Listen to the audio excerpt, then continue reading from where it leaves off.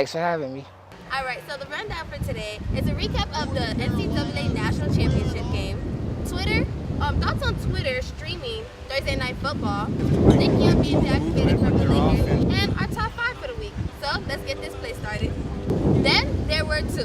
March Madness is finally over, and we have a new champion. The Villanova Wildcats defeated the North Carolina Tar Heels in the final seconds of a buzzer beater.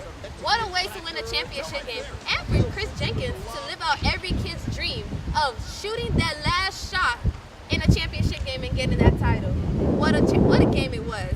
Let's start with you, Felix. What were your thoughts on the game? Well, first of all, congratulations to Villanova on winning the national championship, and shout out to those boys in Carolina, man. They put up a great game. But this is exactly why I did not pick a winner in this championship game. First of all, both teams that I actually did pick to go to the championship game lost. I picked Syracuse, I picked Oklahoma, they both lost. And all I wanted was an entertaining game, and I got just that. It was entertaining and very amazing from start to finish. The constant back and forth, the suspense. When Marcus Page hit that three-pointer, Right. and the reactions that we had when we were watching that game in the studio were just amazing. And it was equally as amazing when Villanova came back down and hit the three-pointer. And to see your face, Dawn, it was very entertaining, very funny. It really was an exciting game. Like, I've never seen like a really good game like that in a long time in NCAA tournaments like that. The memes that came from this game were equally hilarious. But my favorite was when they hit the whole squad with the Jordan crying face meme. No, the team picture with the coaches. Right. Like, I couldn't take it no more. I was like, this is too quick. They're too quick. Twitter was too quick for me that night. The internet is undefeated. How about Right? that? Right So is along March with the tournament. Madness. Right along with the tournament. All right, Deyonte, how do you feel about the game? It was a real great series between UNC and Villanova. After Marcus Page hitting the 3, first thoughts going running through my head, overtime, North Carolina. But for Chris Jenkins to put up that 3, that shot when he said, I felt like it was going to go in, so I put it up. That reminded you would think of the players in the NBA who made clutch shots like that, such as Michael Jordan in 1998, clutch shot against the Jazz. Ray Allen, Game 6 of the Finals 2013. But congrats to the Villanova Wildcats. UNC Tar Heels, you put up a real great run, but there has to be a loser, man. And especially, Villanova shot 58% from the field to North Carolina shot 43%. So when you're shooting over 50% and 58% at that, you're not going to lose many games. And that's what really carried Villanova through this game. They were very efficient on the offensive side of the ball. I mean, they averaged 58% shooting throughout the tournament. So the worst that they actually shot was 48%. And that's still pretty good. Yeah. Well, at least I'm glad one of my teams out of this We're not gonna do this now. made it into the bracket. Like, one of my picks. One of Tar Heels. my I had the Tar Heels in the national championship in one of my brackets. Which bracket was that? Number... you made like 7, 8 That was bracket number 3. Number 3. Okay. Number 1 was Kentucky. Number 2 was Kansas. no comment. Number 3, the Tar Heels. But hey, as you were saying all season, it is undefeated. March Madness is undefeated, people. All right, so moving on. Twitter bought the rights to stream 10 games of NFL Thursday Night Football. Is this a good thing or a bad thing? Let's start with you, Deyonte. How do you feel about that? It could be in between good or bad. It can mainly be good because a lot of people would prefer watching it online versus TV, but it'd be bad because I'm the type who loves watching it on TV. And watching it through the internet, like especially on my phone, it'll make it weird. I gotta flip my screen around. Like, but yeah, for me, this is gonna be bad because I prefer the TV version of NFL football over anything else. Right, I just want to know where Twitter's getting all this money from, right? They paid $10 million for the rights to show 10 games. I think it's gonna be an interesting experience because for people like me back home, I don't have cable. I don't have that luxury. Oh, really? So I don't have NFL Network. When they switch from CBS to the NFL Network showing the games, I don't get to watch them. Yes. So it being on Twitter is an interesting thing because now more people probably will get to watch it, and it might bring more people that don't have Twitter accounts to the Twitter app just so they can watch NFL Yeah, I football. think that would be a good move for Twitter as well.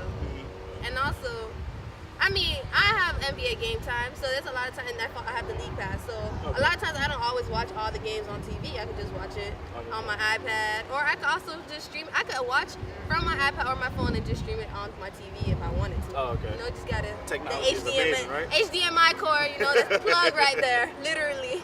So I mean, I look at it as a good thing, because a lot of times when people are like on a Thursday, most of the time they're not always going to be home, or they might be at work or something. They can just stream the game from their phone or connect it to their computer or whatever the case I just hope may they be. pick better matchups. I mean, nobody really wants to sit there and watch Cleveland versus Minnesota on a Thursday night. Like, no way. Right. I mean, and I think it's going to be a little bit Let interesting. it be the good game. Right, exactly. It's going to be interesting to see how this plays out, because, like Deyonte was saying, everybody doesn't always like getting their content mobilely on their phone or on their tablet. Sometimes they really just like the original product right there on TV on the big screen. So some of y'all that got these little Metro PCS or whatever company, make sure you good.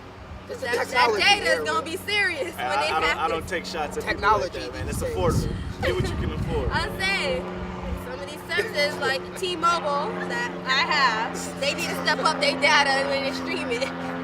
So, all right, we'll have more sports after this break.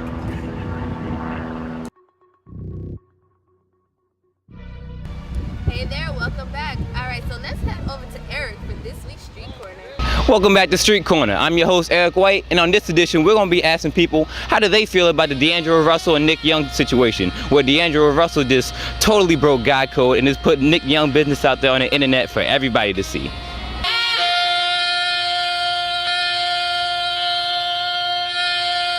Man, I think he broke guy code, man. Not even guy code, just as your teammate, you ain't supposed to do stuff like that. You know, it's supposed to be like a family. He broke that. Man, it's a little crazy, man. There's some things you don't do, you know, especially in the locker room. You know, it's like almost like a brotherhood. So for you to, you know, record and, you know, put that up, man, that shouldn't have surfaced, you know. So, but some things just you really can't do, and that's one of them. Being that I am a Laker fan, it's pretty tough to take in. You know, on the court it's not looking too good, and off the court now that this situation is at hand. I don't like how D'Angelo Russell went about it. If you're gonna play a joke, don't play that type of joke, because now you're messing with someone's personal life. And now Nick Young and Iggy are probably like arguing, and their marriage is on the fall. So, you know, I really don't like it. D'Angelo, if you're gonna play a joke, play a better one. That was not a good joke. That was just a downright terrible joke. This is coming from your not biggest fan. Feel like it should be truthful. You should have trust in each other. As in, if you share a secret with someone, they shouldn't put it on the internet, or they shouldn't put it or share it with someone else. Well, personally, I feel like D'Angelo Russell just totally disrespected Nick Young. When you have a private conversation like that, especially your teammate, like, what does it mean for you to put it on the social media for? You just causing more problems in the locker room, personally, among yourself.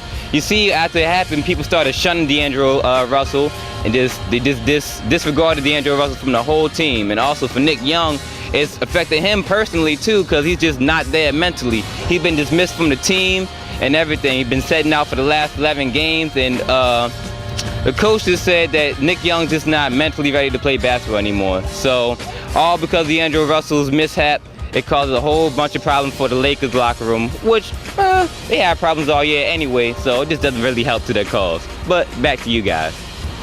The LA Lakers recently just deactivated Nick Young from the roster. Coach Byron Scott says he's not here with us mentally. So let's get right into it. How do you feel about the Lakers making that kind of move? It makes sense. I mean, if he's not prepared mentally, then he's not going to be there physically for you. He's not going to put all his heart into this. I really think that he should be a little bit more mentally stable. He should be able to put his personal issues to the side for the sake of his professional lifestyle. You know what I'm saying? His job is to play basketball. If our job is to be students, if we just don't feel like going to class one day, we could not go, but that's going to affect us in the long run. Our job is to go to class, get good grades so that we can graduate and depart to serve, as our great founder said. So his job is, he signed a contract, he plays basketball. go play basketball. It doesn't matter what's going. You have to be able to separate what's going on in your personal life from what's happening in your professional life. Even though right now those lines are kind of blurred because of what happened between you and D'Angelo Russell, which I don't even really want to get back into because he violated guy code like everybody's saying. If we're having a conversation, and I'm by no way condoning Nick Young and his external affairs with other women besides his fiance, but if we're having a conversation, even if it's just me and you, Dom, if we're having a conversation, I expect to have the privacy. I don't want you to be recording what I'm saying with me not knowing. Mm-hmm. That's breaking the law, first of all. Like, it's against the law to record somebody without their consent. And for you to do that and then he doesn't even know how it got out there. He doesn't even understand. When they asked Russell, how did this get out there? He said, I have no idea. He doesn't even know what happened to the video after he finished recording. Nah, man. Check it for a while or earpiece, please. D'Angelo Russell's out here being the feds. I can't. They can't trust him. Young Metro don't trust him. Oh, okay. How do you feel about this? Echoing off some of what Felix was saying, but mentally wise, you're giving all your 110% on that court every night. But you couldn't give your 110, but this is it. Don't let your double life conflict in your way of the game. Your personal life is what happens off the court. Your professional life is what you're doing on court, which is going out there, dropping 20, 30 a game, doing what you do best. Right. But for D'Angelo, you ain't right. I'm gonna say that right now. You ain't right. Stuff like that you never divulge to the public, especially where millions are out there to see it. Right. I really he's a part of this new generation where they record everything and just post everything with no real filter as to the repercussions of what's going to happen after you let this out into the world. And the internet is forever. It really is. Once you put it out there, ain't no way to taking it back. Right, there's no taking it back. That's eternal. Okay, well, being that, Tim wasn't here to make it today for our segment, somehow, some way, he still managed to bring us by a gift or drop us off a gift. Oh, I can't or wait send, to see this. in the social media days, sends us off or send a message, whatever the case may be. So, top 5 for the week.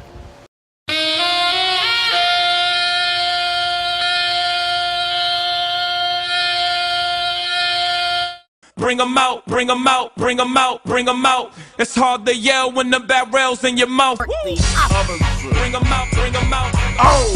Bring 'em out, bring 'em out. Bring 'em out, bring 'em out. Bring 'em out, bring 'em out.